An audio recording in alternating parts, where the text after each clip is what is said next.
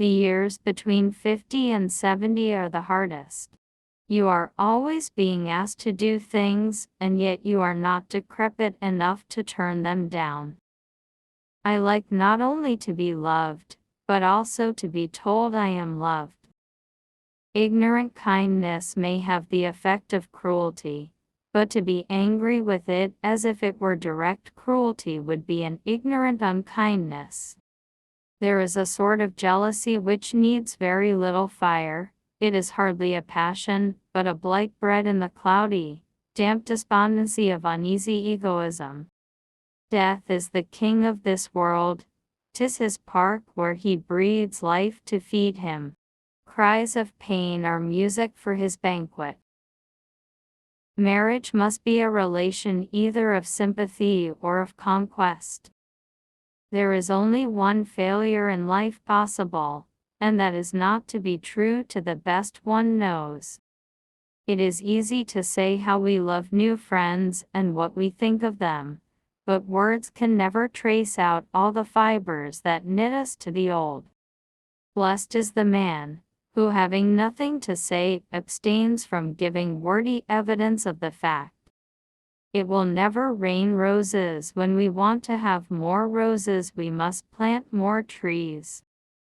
The responsibility of tolerance lies with those who have the wider vision.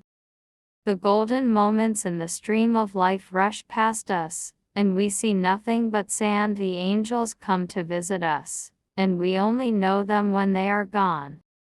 It seems to me we can never give up longing and wishing while we are girlily alive. There are certain things we feel to be beautiful and good, and we must hunger after them. Excellence encourages one about life generally. It shows the spiritual wealth of the world. The happiest women, like the happiest nations, have no history. Perhaps the most delightful friendships are those in which there is much agreement, much disputation, and yet more personal liking.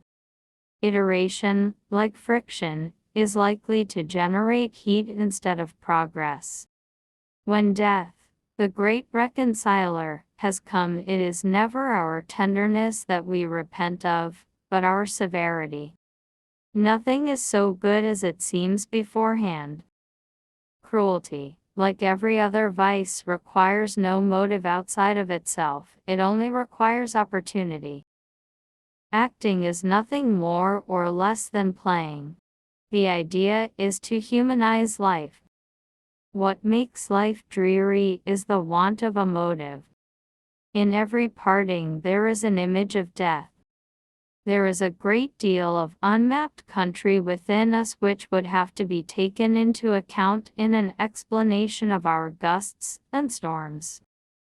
Conscientious people are apt to see their duty in that which is the most painful course.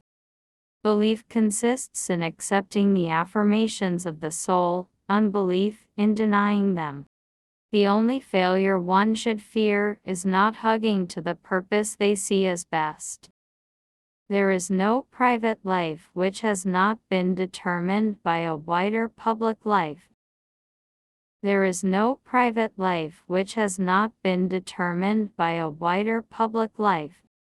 Opposition may become sweet to a man when he has christened it persecution.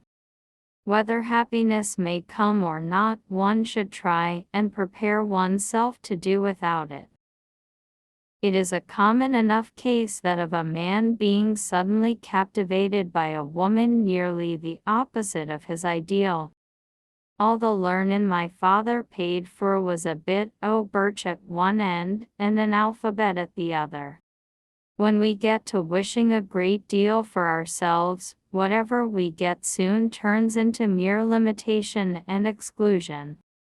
That's what a man wants in a wife mostly. He wants to make sure one fool tells him he's wise. We hand folks over to God's mercy and show none ourselves. Hobbies are apt to run away with us. You know, it doesn't do to be run away with. We must keep the reins. To have in general but little feeling, seems to be the only security against feeling too much on any particular occasion.